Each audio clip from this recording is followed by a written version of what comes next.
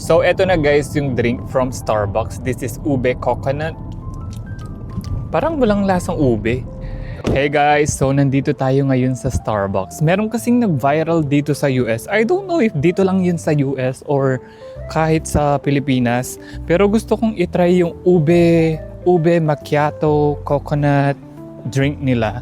So try natin siya guys. Nandito ako ngayon papasok ng Starbucks. There, I wanna try. Hello. I wanna try that coconut ube. Okay, what size? Grande. Grande? Anything else? That's it. 708 for you, okay? Sorry? 708? Yep.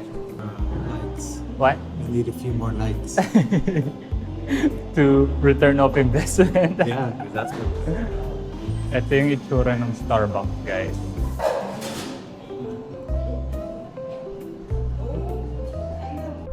Wow, success. You bought a coffee. Yeah. I have a question for you. What? Do you want a donut to go with your coffee? No.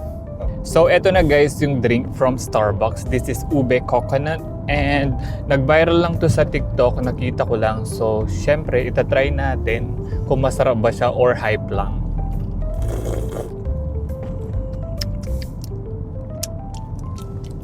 Parang walang lasang ube. Don't taste it. No ube flavor. Baka kailangan nating i-shake para maglasa yung ube. Maybe they only did the ube just to make it purple. Oh, there. Ayun, kailangan mo pala siyang i-shake para maglasa yung ube niya. Shake it, baby. So, shake muna natin siya. Baka ma-perfect na yung flavor niya. Wait, you got a coffee drink in the morning? There you go. Okay. Masarap pala siya, guys. Kala ko wala siyang lasang ube. Kailangan mo lang pala siya i-shake.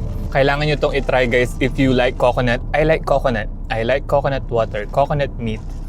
And then this is coconut-based ube drink. I recommend it. So, yun lang, guys. Bye-bye.